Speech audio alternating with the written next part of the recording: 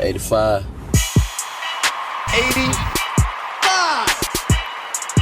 85. Welcome back to the 85 South Show. It is your man, Karlous Miller. I'm in here today with my cousin, Steve Brown. And I'm here. I am here. What's up, man? Hey, man, just hanging out with you, bro. How you been? Hey, man, trying to work, man, trying to be relevant. You know, that's the hardest shit you can do now, to be relevant. Hell yeah, especially in the entertainment world Hey, where man, people can hate you so easily. And, nigga, your ass will fall off like leaves, nigga. So I'm glad to be here, Man, we got you in here on the 85 South Show, man. You been watching and checking us out. Hey, man. Now we got you in here. You ready? Hey, man, I'm ready for this, doc. I'm Man, ready for that's what's anything. up, man. Anything. What Let's you do been it. up to? Man, just working, man. You know, grinding like you, man. Just working, man. Got a couple of projects coming up, man. Reality show, all this other good shit I'm writing, You got man. a reality show? Man, working on it, man. Dog, I'm gonna release it to you soon, but trust me, it's out the chain, dog. And just doing a whole lot of other stuff, touring like you know. I am on tour. I'm on tour right now with Nick Cannon, man. We're doing the Wildin' Out comedy tour. I know, man. Y'all Just doing got it. back off the road. It's been great, man. We went doing a whole bunch of activities and shit, man. Nigga, y'all on some Zip lining. We went deep sea fishing in What? the ocean. Hell yeah. Them niggas tried to kill y'all. Real nigga shit. Cause y'all can't none of y'all niggas swim. Man, that shit was scary as hell getting on a boat with about 7 white dudes. All of them look like Sugar Bear from Honey Boo Boo. Oh, them motherfuckers trying.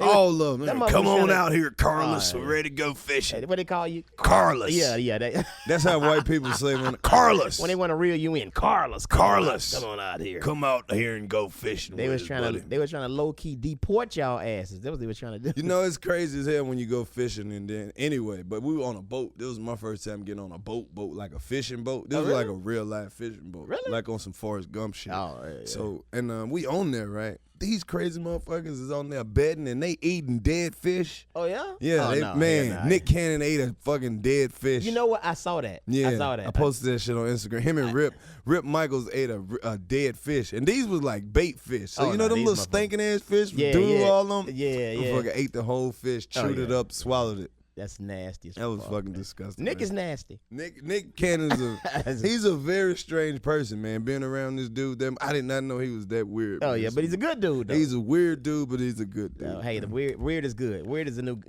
good. Yeah, so that's what we've been up to, man. Just being on the road, tour life, living on a tour bus. Of course. You know what I mean? It's like we're shooting a reality show, but it's definitely gonna be something dope, man. I'm looking forward to it. I am in here today with one of the comedy beasts. We don't bring no comedians on the show unless they funny as fuck. You know what I mean? So I got my dog Steve Brown in here. So why the fuck am I here? Because you that nigga, man. Oh, whatever, You that nigga. you Oh. one of them niggas. Hey, you man, go on stage and don't nobody want to go up after you. Be done killed it. Hey, man. Backflips, all types of funny ass jokes. You got the funny ass voice. Hey, nigga, don't say that. Who is the man behind the voice? Hey, man, Steve Brown. That's who it is, man. I'm just here because you here, nigga. I'm following your lead. Shit, You the man right now. No, Steve Brown, one of the OG niggas who was like, when I first started doing comedy, he was like, look, I'm going to tell you, man, you funny as hell, and them niggas ain't going to fuck with you. But I'm going to go ahead and fuck with you. I was like, all right, cool. You remember you told me Oh, that shit? yeah, You like, yeah. nigga, you funny as hell, so they ain't going to fuck with Because you. you already know so I'm going to fuck with Because you. you already know in our business, if you funny, niggas don't fuck with you. They for real. don't. They But hate on tell you. them, explain that part to Man, them. they hate on you, man. It's dude. They try to do anything to knock you off your game. They would try to bring up rumors, man. They'll do anything to knock you off your game because Yep. they see that you are a threat to them getting work. So that's how the business is, man. And when I first saw this nigga, I'm like, man, you know what, man? Trust me, nigga. You a funny nigga. I fucks with you, dog. Trust me. He did. So- one of the first niggas that was like, yeah, come on the road with me and get this money. But you know what? You didn't do my intro, nigga. Steve, look, you done been, look, let me see. Comic View, Def Jam, Yeah, a little bit of that. Showtime at the Apollo, Yeah. Bad Boys of Comedy, Yeah, that one too. First Amendment stand up. That one too. Shit, give me some more. Byron's Island, Byron Comics Allen, Unleashed, Tom Joyner. Yeah, Medea's family reunion, all that bullshit. Yeah, I was there anyway, but you know what? That's not important. I'm See, here. I'm he on the type of he 85 don't let you give his I'm on credit. the He be like, 85 fuck all South that. show. That's what it is. Yeah. Fuck all that. I'm on the 85 South podcast, and right now my career is being defined. Goddamn it. So Yeah, let's do make it. sure you put that on your next flyer. Like I was on the 85 South show with my Hey man, nigga we Karlous. gonna run this into That's all, how we brand it. Dude, I'm about to push this shit to all 50 of my Instagram followers. nigga. 50, you got 50 way more more than motherfuckers 50. gonna know about 85 South. Trust me. That's what it is. Welcome back. 85 South Show, catching you up on Comedy Hype News. You see how smooth that was? That was smooth. That was smooth. And this segment is brought to you by light-skinned women with dark inner thighs. Yeah, that's what it is. Got you. Sponsored by light-skinned women with black-ass elbows. But that's neither here nor there. Catching you up on the Comedy Hype News. Be on the lookout May 11th. Chelsea Handler has a new show that's coming out on Netflix. Oh, yeah? Yeah. I like Chelsea Handler. I got to get my Netflix cut back on in. Do you follow Chelsea Handler? She get naked like once a week. Oh, yeah, I got to follow Anytime her. somebody drops some nude selfies, she get butt naked. She ain't got no ass, but she don't mind nobody seeing it. Oh, okay. So pretty much we missing shit. Right, pretty much. She's showing it, but we missing it. I don't know if you heard about this, Steve, but they working on a new Major Pain. Damon Wayans is coming out with a new Major Pain. We don't even know if that's official because Orlando Brown said that. And you know Orlando Brown, the little fat boy from That's Alright. Hey, this little nigga done lost his mind. Yeah, he's saying he done got a hold to the wrong weed or somebody let him smell some cocaine or something because he been having meltdowns on the internet. He got a fight with his girlfriend at the police station in the parking lot. And lost. She beat his ass. She had that little nigga hollering at that, man. This nigga, she going to jail for assaulting his ass. That's crazy. It's kind of, why you think that happens, though, when you see these, like, these child stars? What you think make them crazy like that when they get old? The thing is, I feel like they grow up too fast, man, and they don't get a chance to really adapt to society or the people that's around them. Because the only thing they know is, cut, wrap it up, all that other bullshit, TV shit. But they don't really get the chance to really be with normal people, right? So they can't function. And it's not just child stars who like that. Like I know you've been around some weird ass celebrity people. Like this nigga really like this. Oh yeah. My experience, Katt Williams. Katt Williams crazy as fuck. I don't give a damn what nobody say. That nigga crazy. What's so crazy? But what is wrong with this nigga, Katt man? Williams really think he can fight. Let me tell you something, man. Years ago, Los, I'm gonna put you on game. Put it up. Nigga, put it up. Look, I should have took advantage of this situation years ago. About 10 years ago, I was on a show with him. Rip, like I do. Yeah. God damn it. So after the show, he looking all crazy and shit because Steve Brown tends to stay on stage a long time. Right. So you ain't gotta agree to that nigga. But anyway. Right. Hold up. Anybody knows that. Steve Brown get on the show. Hey man, I'm gonna go up here and bring you right up. 2 hours later. Oh, okay, here you come. You better forgot your whole show. I forgot I was on this bitch. Hey, but anyway, look, man, we was on the elevator, me and my wife at the time. She was my fiance. She was, and this little nigga, he was like 5'4", and he looked at me, man, and just started rolling his eyes like he was gonna do something. And then he kind of, when he got out the elevator, it was like me, him, and my wife, and he just flinched up like, man, and then just walked out the elevator, and me and my wife just started laughing. We thought it was a joke. I bet you did. Dude, let me tell you something. If I knew back then what I know now, I would be famous as fuck. I should have super socked the hell out of him right then. Suplexed his ass. What? Man, shit. So it's like, was that the only instance that you had with Katt Williams and made you be like, something about this nigga he ain't crazy. right? I got a crazy ass Katt Williams story. Like way back, maybe about 6-7 years ago, somebody called me and was like, man, Katt Williams doing a movie, want you in it. You know how they dress the shit up. Like they looking for you specifically. Man, Katt is in Georgia, he looking for you. He wants you in the movie. Right. So we go down to this man Barry Hankerson. You know him? That's Aaliyah's uncle. That's the dude that used to be married to Gladys Knight, I think. So we go to Barry Hankerson's house. Barry's the same dude that also called him the health ratings on Gladys Knight. Yeah, I think so. Yeah, but he's Aaliyah's uncle. That's what everybody like. He's he in the music industry. Gotcha. So we get out there. This was way before all the crazy shit, the Katt Williams shit. So we get out there to do the little scenes or whatever.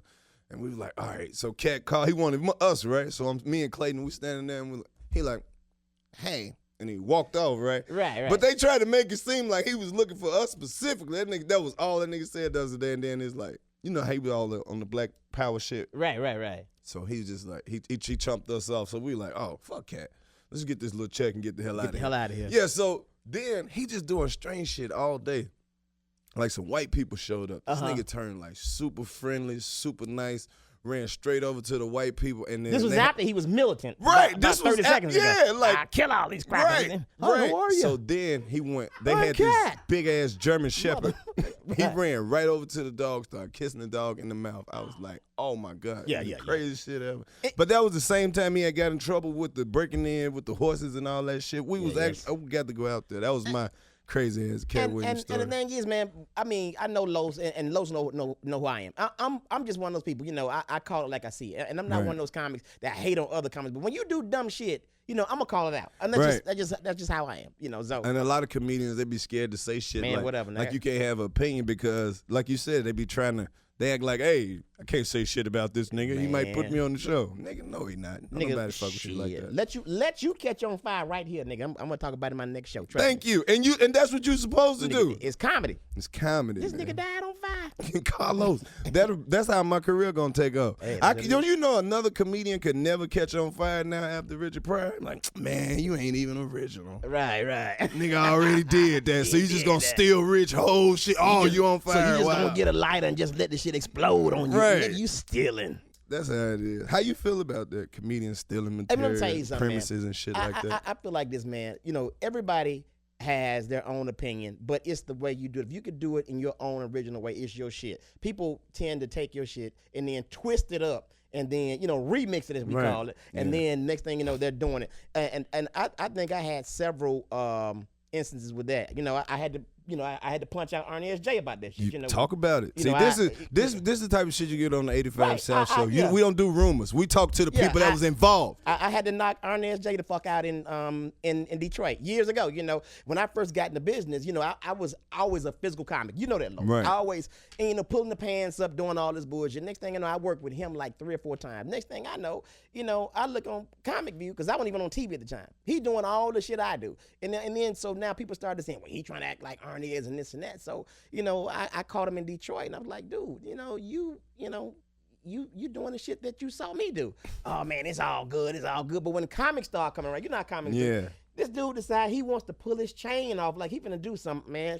It was all over then. I went berserk on that bitch. So there it is. That's the story. Steve Brown gets into so many fights. And I remember Don D.C. Kerr's like, oh shit, he didn't hit him. And Quake was like, I ain't got nothing to do with the shit, man. You Where the weed stay at? in a comedy fight, No, I man. know, man. You done fought a lot of these niggas, man. Nah, I done beat a lot of these niggas. Okay, well, it's a difference. Hey, you know what though, man? But I'm gonna tell you something, man. Los, you know yourself, man. Right. Comics are some of the most fucked up people ever. People do not believe me when I tell them that. Hey, it's more fights that happen in the comedy club than happen anywhere else. Anyway, comics be fighting for real. And the thing is, they'll try you, man. They'll try. So Los, you ain't never been tried on the road before? Let me see. Who only comedian that ever tried me was this comedian that nobody even knows, man. Oh, you know him because he famous in the comedy world for being that guy that starts shit. Like, but his name, you know, Tamar. Drunk ass Tamar. Oh, him. Drunk ass Tamar, but man. he got knocked out several times. That's exactly what I'm saying, because he do shit like this. This when I first moved to Atlanta. Like, you know, Tamar, he ain't shit as a comedian. Is he even doing comedy anymore? No, you know he had a bad accident. That's why, he had a bad accident. And then it was crazy. So he came up to me. He said, this how the shit started. When he was sincere, he had a bad accident. He had a bad accident. But fuck all that. We ain't talking about that. We ain't talking about that right now. That's not what we're talking about. This was before the accident. But how you feel about it? He cool now. He cool now. After the accident, nigga ain't got no legs. After the accident, he cool. He ain't got no legs, so he cool now. But no, shout out to Tamar. This nigga came up to me and was like, fuck that nigga. Okay, go ahead. I'm just kidding. So I'm sitting there. I'm just sitting there, right? But did you die? But did you die, though? So I'm sitting there at the bar or whatever, at the comedy club. He sit right beside me, like, just staring at me, like. And then he said, who you is? I was like, what? I don't really talk to niggas I don't know, so I just played it off. He was like, you look like you might be a comedian or something. You a comedian? So I just looked like, yeah. And like, you know me? I said, hell no. This fool said, oh, you don't know me? Oh, you must not be no real comedian then. Oh, wow. I was like, man, I don't about know your little pussy. You know, I'm talking bad to him. But then once I figured out that was his whole thing, that was it. It wasn't no shit like that. Because once I, you know how when you in a situation back and forth with a motherfucker, you like, man, who is this motherfucker? And then it was like Sherman. He was like, oh, fuck that nigga. Yeah, and then Sherman was in there punched him out. And that was the nigga who beat him up and shit like that. Hey, so let me tell y'all about Los. Now, Los, trust me, Los will get down, but Los is one of those happy-go-lucky niggas. Like, man, whatever, man. Let's smoke this blunt, get the fuck out of here. Exactly. Not me, bitch. I don't try to get caught up in all that comedy drama. Because it's so easy. Because it's like, comedians, I don't know what it is. They just sit there and they just pick and choose shit we don't like this nigga for this reason. We don't like him for this reason. Well, all he got is that one joke. I'm like, nigga, why do y'all sit around and just hate all the time? But then these niggas will jump in the car together and ride the fuck off like they best friend. That's our business. It's crazy. And schizophrenic. Honestly, the cool part about our business is being on stage and shit like this. What we doing? Right. Chopping it up. Chopping up game, man. That's what it is. What made you jump into the comedy game? Like, people always come on and ask, like, man, well, what made you start doing comedy? Why you know what, man? Comedian? A nigga I hate, Rickey Smiley. That's what made you start doing comedy? Let me tell you something, man. I used to host. Well, I played football, of course, and that's my first love. Right. I got fucked up. Got played 6 pins in my right ankle or whatever. So I just started fucking off hosting talent shows and comedy shows and all that. So he came to the school, and he was like, man, you ought to start doing comedy, man. You ought, this such and such. I'm like, cool. So this nigga took me on the road with him and Doug Williams and another old school cat. Yeah. And I was on the road with them motherfuckers probably like 2 years for free. You know what I'm saying? But for real? For free. You know what I'm saying? And to me, it was a really good thing because what I did, I kind of like, put the little seed out there and then just kept doing it, kept going. Yeah. And then things just grew. And all of a sudden, boom, here I am today. And I could always accredit him for that. I mean, but the other bullshit, that went with it, I ain't gonna discuss it, but just know I ain't too fond of the nigga. That's what it is. A lot of people don't know that. Rickey Smiley, he one of the most successful niggas out of all the comedians. And he be hating like a motherfucker. That's why you see so many niggas rotate in and off the Rickey Smiley tour because he don't want to see nobody else. He don't want to see it. He was one of the ones that tried to blackball me.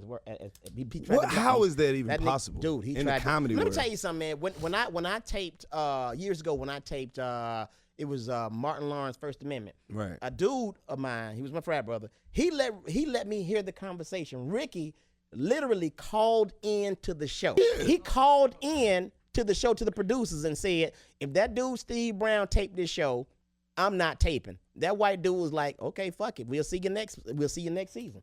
And I taped and I ripped that bitch.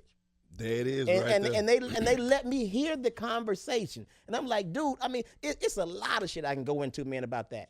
I remember years ago when I taped that show, Martin Lawrence was the First Amendment, right? Yeah. And the producers called me. They called me and it was like, man, we want you to hear something. I was like, they was like, do you have beef with any of the comments? I was like, no, I don't. I'm cool with everybody. Well, we're gonna let you hear this. They let me hear Rickey Smiley call in to their show and say, if the dude Steve Brown taped this show, I'm not taping. And it was like, okay, sir, we'll see your black ass next season. And they let me tape, and I ripped that bitch.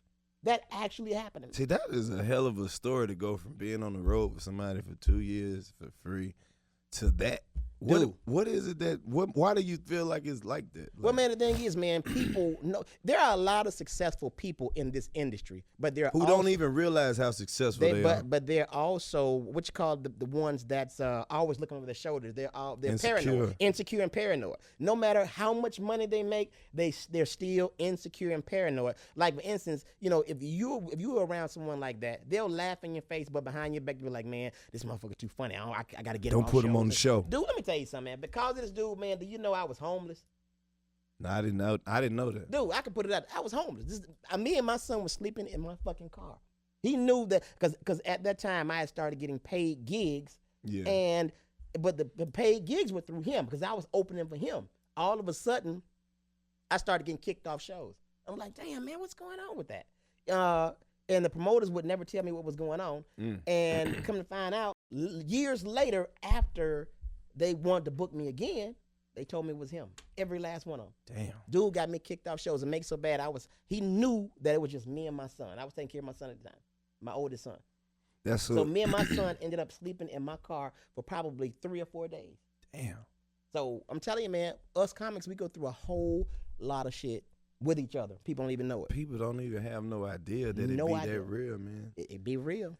Be that real. But I'm here today on the 85 South Pod. 85 South. So a lot of people don't even know what this podcast is for, man. Hey, man. This podcast is for the drug dealers who sell so many drugs, they don't even know how to count the money. They just be like, it look right. It look right. Yeah, it's about right. My pocket thick, so it's about right. Yeah. This podcast is for all the women who live with their homegirl in the living room, sleep on the couch, got all their clothes folded up by the corner. That's what this podcast is for. This podcast is for old niggas who like young nigga rap music. Oh yeah, that's me all day.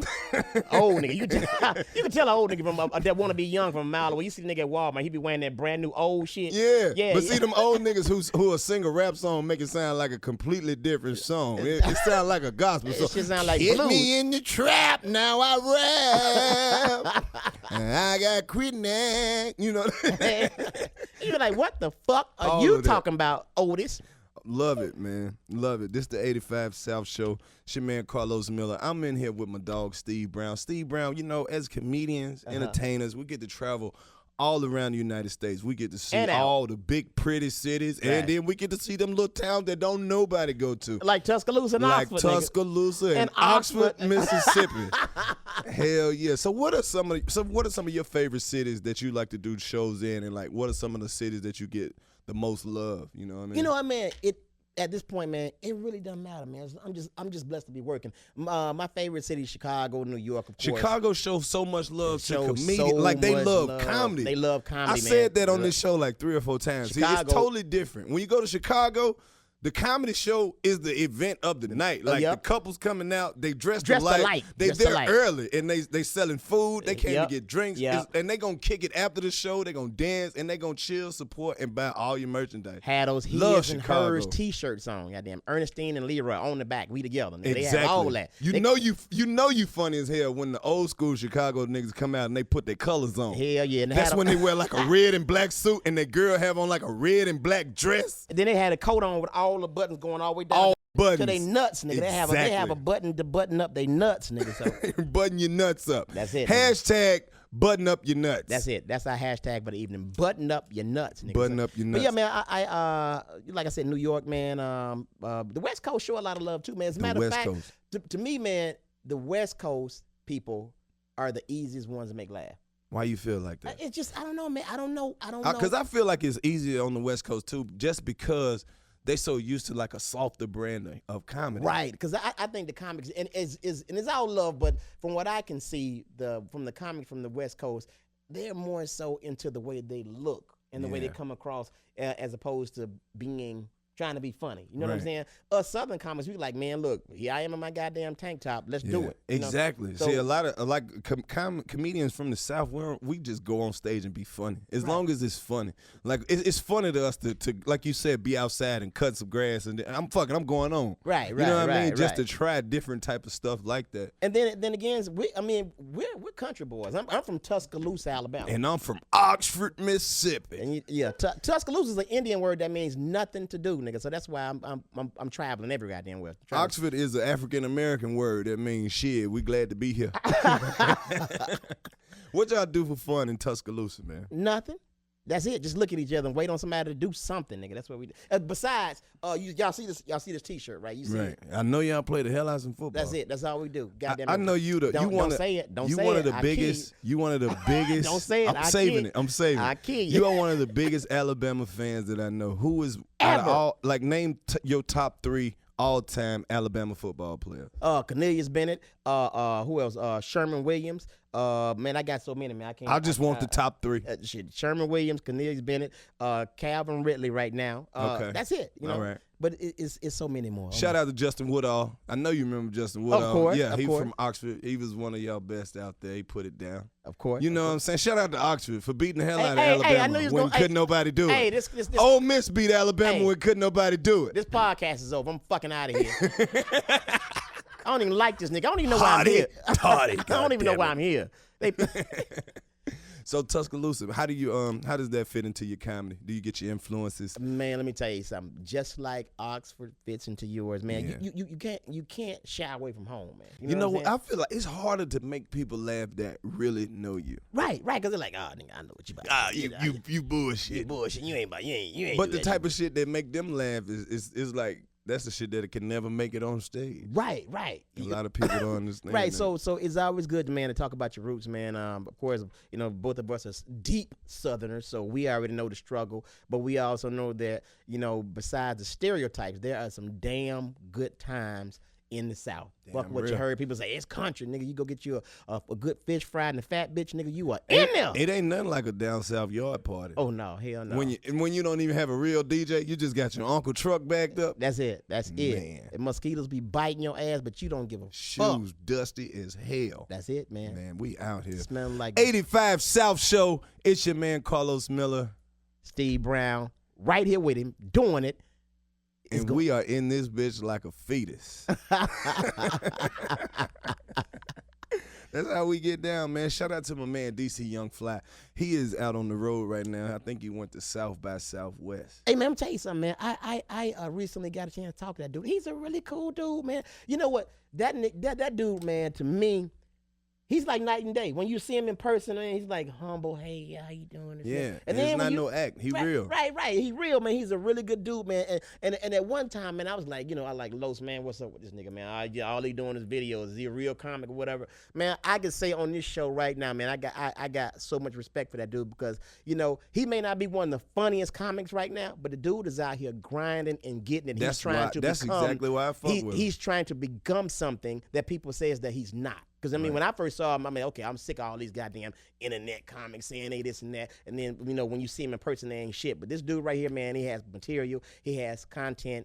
And the thing that really got me, that made me become a big fan of his, is the dude has drive. Right. He ain't just talking bullshit. The nigga, he's getting it. He actually getting on stage, working on that shit. He's working it, man. Yeah. So trust me, I like to see where he is like a year from now on that stage, man. Yeah. You know what I'm saying? Because, everything else is taking shape. But I want to see him about a year from now, man, because he's listening, he's humble, and he's working hard, man. So that's what you can, take from it as far as a young comic, man. So how you feel about the whole internet, the whole impact of internet comedy? I think it's, Because hold up, before you answer, I wanted to set it up a little bit because it's like people, like a lot of people criticize, like they try to put it in two separate worlds. Like, okay, there's internet comedy and then there's stand up. But I'm starting to see that you gotta you gotta have them both. Now. Gotta have them both. Now. Like, cause people they'll go to your page and they'll follow you, but if you ain't posting some shit to keep them entertained, they gonna unfollow your ass. They gonna unfollow your ass and go is. to the silly shit. Right. Well, the thing is, at first, when it first came out, I was like, this shit is hurting the game.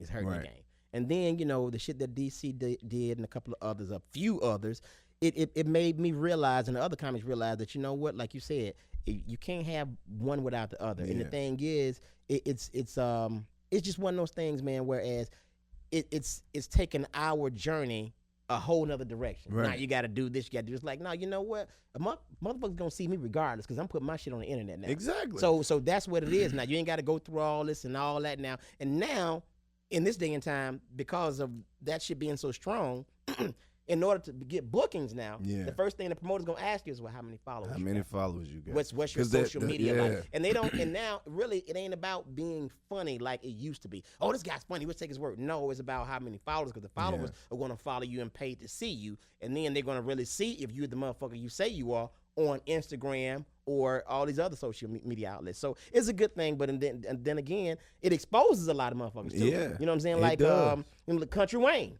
Country Wayne. Have you ever seen him before? Yeah. Fucking awful. I'm sorry. I haven't seen him try to host nothing or nothing like that. I just seen his videos online. Full. Videos online is great. They're great. Videos online, he make you laugh, whatever. But at the same time, you see him in person, man, you be like, man, I'd have killed this nigga. I'd have killed him. and that's what, you got to say it calm. So, I'd have killed this nigga. Yeah, that shit can be crazy. Right. Because it's like you sit there, you watch these, and it's not like I be hating. I be wanting these motherfuckers to be funny. Of course, and because you know, Zoom in, you sitting there like that. Okay, nigga, come on. Yeah, come on. And then we fuck around and be on shows with these niggas, and then they try to, how they try to put some real comedians around them. I'm like, and then they can't even do the shit that you. And then you be like, well, you need to come up off some of that check. Hey man, you couldn't do what you said. I tell them, I'm like, look, dude, come off the check, number one, or you gonna have to go on behind me. You the motherfucker they came to see, so you gonna have to go on behind me. And I do about a quick hour in 45. 85. 85. 85.